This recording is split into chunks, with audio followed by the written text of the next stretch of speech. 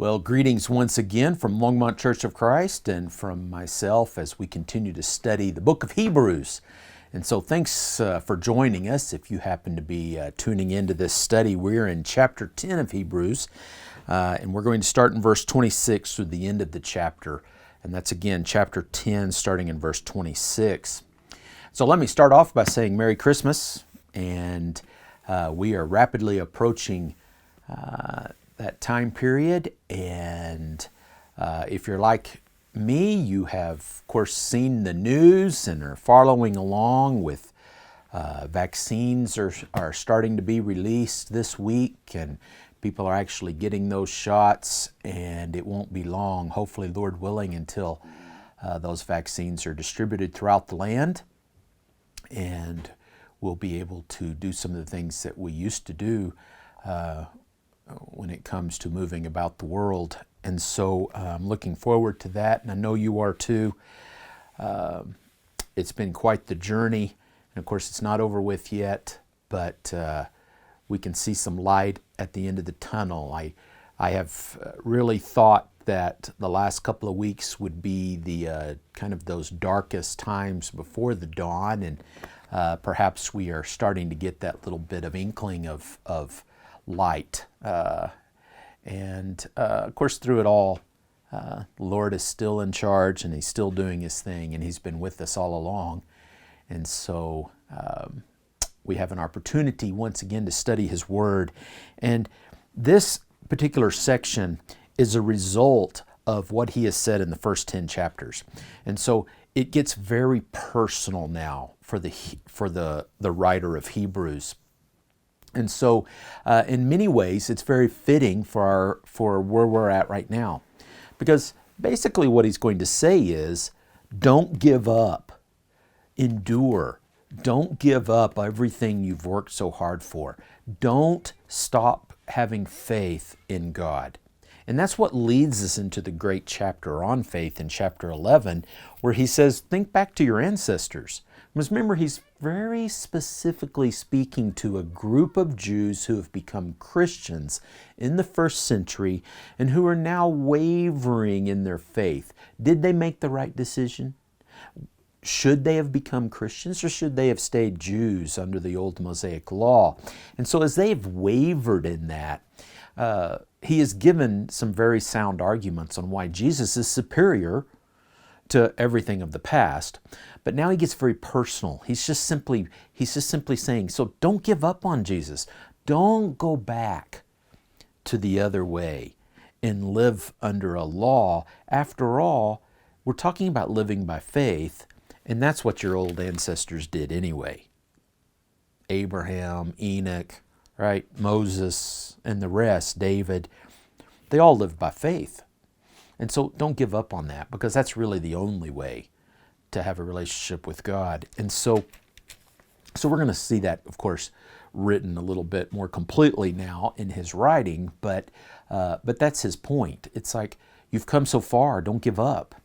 Now's not the time, as we approach the end, to give up. And so I think I hear that even today, right? It's like we've almost made it through this time period of our lives. And so maybe now is the time we continue to be diligent in safety and protecting one another and all the things we're doing, knowing that, okay, it's not going to be long before we're able to see grandchildren again, or do some traveling, or not need to have a mask on 24 hours a day, or be able to go to a restaurant and actually sit down and eat. Some of those things that we enjoy. It's so funny, when you get right down to it, you start thinking about something as simple as sitting down at a restaurant. You know, do I still eat? Yes. Do I still have my meals? Yeah. Am I still well nourished and need to watch my weight just as much as ever? Yes. So I can hear people say, well, why do you need a restaurant? What's the big deal? It's just, a restaurant is so much more than eating, isn't it? It's that time of getting to visit with someone else, getting a chance to have a relationship building moment. And that's what food is all about. It's not just a nourishing thing. I'm always mindful of this when I talk to people, and perhaps you're someone like that who see food as simply a vehicle for your. It's like I need energy, so I eat in order to do the things I really want to do. And of course, I don't see food like that. Matter of fact, I see food as very little part of my energy and nourishment, because I could, if that's all it was, maybe give me a pill or just like a little packet that I squeeze in my mouth and I'm done for the day. But I see food so much more as a social and event where I'm in a relationship with someone else. And so obviously I'm someone who finds it difficult to eat by themselves because I associate food with others and all that entails. And so just a different take. But anyway, back to our original thought here. It's like we're entering Christmas season, and doesn't Christmas still, it just feels funny this year, doesn't it? Even Christmas feels unusual. But I think that's the word that we hear here. It's like hold on to our faith. It's like hold on to God. And in any time we're experiencing traumatic, life-changing events like what we've experienced over this last year, I think God has the same message. He's like, hold on. It's going to change, because change is inevitable. Change is always occurring. And just when you think this is the way, I love it when people talk about things like, oh, this may be our new norm. This may be like what life is going to be like from now on. And you're like, no, because everything's constantly changing. And that's what we see all the time, don't we? Everything changes. And so this will all change too. And so in the midst of all that change, the book of Hebrews is meant to remind us there's one thing that shouldn't change: your faith in God, your trust in Him. And so that's where this section is. We'll read it. It gets very personal. Like I say, this is a very personal section written specifically to some Jews who have been converted to Christianity in the first century, who are now thinking, should I stay faithful? Should I hold on? Or should I go back to the Mosaic law? And so after giving them very positive arguments about how, he wrote for 10 chapters on the positive reasons to stay faithful to this superiority of Jesus Christ, to the superior Jesus. So after 10 chapters of positiveness, he's going to flip it now to, now if you forsake Him, terrible things will happen. And so verse 26, for if we go on sinning willfully after receiving the knowledge of the truth, there no longer remains a sacrifice for sins, but a certain terrifying expectation of judgment and the fury of a fire which will consume the adversaries. So remember, within the context, he's just told us in verse 25, don't forsake the assembly. So he's talking about a very specific sin. If he was talking about just if you sin after you've become a Christian, it's over, well, we'd all be lost still. But he's not talking about that. And he's not even talking about on the level like Paul would be talking about that technically. Once we've been saved by faith, we're no longer under the law. And where there is no law, there is no condemnation. So he's not talking about that kind of academic view of no longer being able to sin. He's talking about a very specific thing. He's talking about don't forsake the assembly. Don't give up on Jesus. And so, but if you go on to sin, and you give up on Jesus. In other words, you renounce your Christianity. If you decide, that's not the way I'm going to be saved, I'm going to be saved like this now, well then there no longer can remain a sacrifice for sins. Because you've decided Jesus isn't the way anymore. And that's a different kind of sin than all the sins that we commit as Christians. And I believe he's very specific here. He says, verse 28, anyone who has set aside the law of Moses dies without mercy on the testimony of 2 or 3 witnesses. How much severer punishment do you think he will deserve who has trampled underfoot the Son of God and has regarded as unclean the blood of the covenant by which he was sanctified and has insulted the Spirit of grace? In other words, he says, you understood grace. You were saved. The blood of Jesus washed away your sins. And then you turn around and trample underfoot your sacrifice. You decide, nope, that's not what saves me after all. I want to go back to the Mosaic law. Then you will be severed from Christ. There's no longer a sacrifice because you've renounced it. You've given up on all that. And that's why I say that these sections like this are very specific to that group of people. First century Christians who were Jews, who had been involved in crucifying Jesus, and then had been taught, and now became a part of the new covenant. If they go back, there's no longer a sacrifice for them. It's like they won't come back. It's that similar thinking to Galatians, right? It's like there's nothing left because Jesus is the only way to be saved. And if you're going to go back to the Mosaic law and renounce Jesus after knowing about his grace, what's left? And so this is a very strong condemnation, of course, of going against what you have believed in.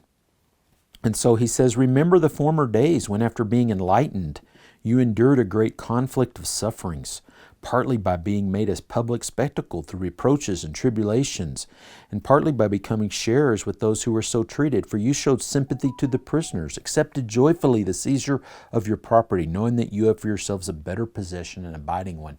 So these are Jews who've been persecuted as Christians. So if they go back and renounce Jesus, what's left? And so he's saying to them, don't fall into that trap. Don't go against what you know to be true. Therefore, do not throw away your confidence, which has such a great reward. For you have need of endurance, so that when you have done the will of God, you may receive what was promised. So now the encouragement. He's saying, I know it's hard. It's been a long road. And you were Jews. You believed in the superiority of Jesus. You've heard it once again how superior he is. You've wavered even after being persecuted, even after having your property seized, even after being scattered across the Roman Empire because of your beliefs. Now's not the time to give up. If you give up, you can't come back. If you give up, there's nothing left to save you. You'll be under the old Mosaic law and it can't save. We've already seen that. So don't give up. So he says, here's what you need. You need endurance, so that when you have done the will of God, you may receive what was promised. So a couple of things for us, I think. He says in verse 35, don't throw away your confidence. Remember, that's the confidence to enter the throne room of God. And so I think that's a part of our process today. We must remind ourselves of who we are constantly. Who am I? Oh yeah, I'm a Christian. What does that mean? I believe in God. Okay, what does that mean? I can enter the throne room with confidence. And so how should I proceed? So the first step in all of this is I remember who I am. I remind myself of the greater context. It's like I'm not just a person here on earth living my life the best I can and then I'll die. I'm a Christian in the kingdom.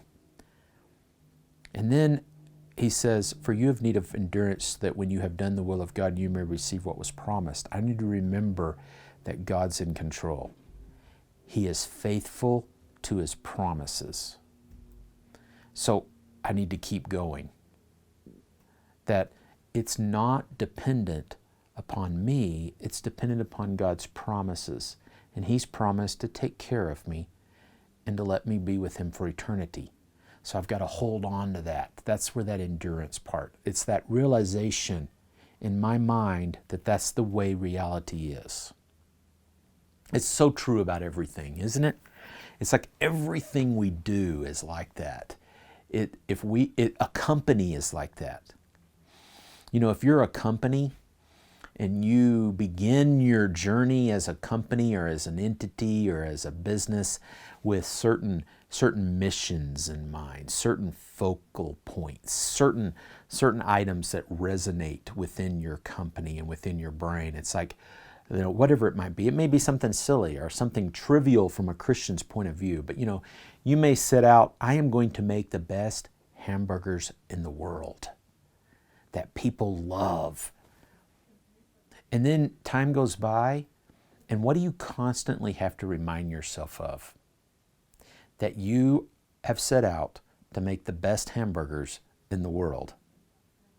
But you'll notice companies, it's like they'll get so big, or they'll get so thinking about other things. You can just tell when their PR department or their CEO or whoever it might be has decided to forget, or purposefully or just by accident or for whatever reason, he forgets their mission, and he starts saying other things. And you're like, we're not a hamburger company. We're a whatever it might be. You name it, right? A CEO can say it. And then all of a sudden, they're not about making hamburgers. They're about creating peace in the world. And you're like, okay, making hamburgers is not the best route to create peace in the world. But have you ever heard CEOs say silly things like that? Of course, it happens all the time, all around us. It's like, no, our company's not involved in making hamburgers. Our company is about bringing peace to the world, or whatever it might be. And you're like, well, that's just silly. And then of course we see that company eventually close up. Like stores start closing, things start happening, and then pretty soon that business ceases to exist because they forgot their mission. And so that's so important. It's so important for companies, right? For entities, for businesses, for a group of people like ourselves as God's church. We must constantly remind ourselves of what our core mission is, or we'll forget. We always have need of endurance. And in order to help foster that endurance, I must constantly think about the God who has given us promises, and think back to what we're all about. And that, of course, is to go into all the world and make disciples, share the gospel, and serve other people. And so that's what we do. We love God, we love others. And that mission statement must constantly be reminded for us. It must be always right there on the tips of our brains, because we have a tendency to overlook those things like these folks were doing and fall into the trap of, oh no, maybe I need to let this be important or this be important. And they started forgetting, and they started losing their confidence, and they started losing their endurance. If you're not understanding your core mission, then why are you going to endure persecution? You're not. And so the cause is what has to keep you going. And so he ends with these words, "For yet in a very little while, he who is coming will come and will not delay, but my righteous one shall live by faith." So he summarizes all the book by quoting that passage we just recently studied in Habakkuk 2, 3, and 4. He says, you know what? It's okay. The righteous one will live by faith. And if he shrinks back, my soul has no pleasure in him. But we are not of those who shrink back to destruction, but of those who have faith to the preserving of the soul. Isn't that great words from this writer? He's like, I understand. There may be some that are tempted to shrink back, to fall away from the faith, to go back to the law. But I know you're not going to do it. That confidence that this writer has in his audience. But we're not like that. We won't do that. Let's stay faithful. Do you ever have that kind of confidence? Do you ever think for a moment, wait a minute, am I positive about that? And I am. There will always be a remnant. There's always going to be God's people somewhere on this earth. Oh, they may not live in Europe, or they may not live in America, or they may not live in Africa, or they may be in India, or they may be in Mongolia, for all we know. Who knows? But God will always have a group of people who are not going to shrink back, who will live by faith. And they will have confidence, no matter what happens, to be the Lord's people. And so the writer is confident of that. And I want to be a part of that group too. I want to be a person who remembers what I'm all about, and that God's in charge, and that His promises are good, and that He is faithful, so I should be faithful also. And so we don't want to throw away our confidence. Why would we go from entering the Holy of Holies back to being on the outskirts of the temple and never able to even enter under the Mosaic law? Next week, we'll look at chapter 11, of course, because that's his next point. He's like, let me share with you some other people who refused to give up and lived by faith instead. And we know how he concludes. He says, the world wasn't worthy of these people. And all of them did not receive what was promised at that very moment, but had to wait for a long time. He says, surely we can wait for a little short time after seeing all of these great people who lived by faith. And that'll be 11 and 12. And so you can just tell the writer here is shifted now from a very academic, very much Jesus is superior, here's why, and here's why the Mosaic law is inferior, it could do nothing about your sins. And then he's shifted now to very much a very personal, don't give up, keep enduring, stay attending church, stay being faithful, stay serving others, and the message surrounding our faith. And so what great words of encouragement. The book really ends on a high note, which I really do appreciate. A little different than some of Paul's writings. And that's why I tend to lean towards Luke possibly writing this book, because it ends on such an upbeat note that we have confidence that we should remain focused no matter what happens. And so that's true in life, isn't it? It's true in everything. So often it's the one who endures that gains the prize. It's the one who keeps doing it, who goes beyond everyone else and stays faithful to whatever the cause is, that makes a difference. And so we could have all kinds of examples of this in the world, but really our ultimate example is Jesus Christ, who came to this earth with one thing in mind, to die on the cross, and he succeeded. It was a challenge. He had to get people to actually crucify him. He had to be at the right place at the right time. He had to have people that were angry enough. He had to have others that, right, on and on the story goes. The Romans didn't just take the time and the effort and the money to crucify just anybody. And so, and yet do all of that without sinning. He could have, of course, went and killed Pontius Pilate and assassinated him, and they'd have probably crucified him fairly quickly. But he couldn't do that. And so going through his mission, and how often the disciples wanted to take him away from that mission. Like, come over here, Jesus, and do this. And Jesus is like, no, this is what I've got to do. This is what I'm here to do. And so it's the same for us. It's so easy for us to get sidetracked. And so the book of Hebrews is meant to bring us back to say, remember what this is all about? It's about Jesus Christ. Remember who he is, how superior he is. So get back over here and stay focused. Remember how you've endured in the past? You can endure some more, because he is faithful and he will keep his promises to you. What a great God we serve.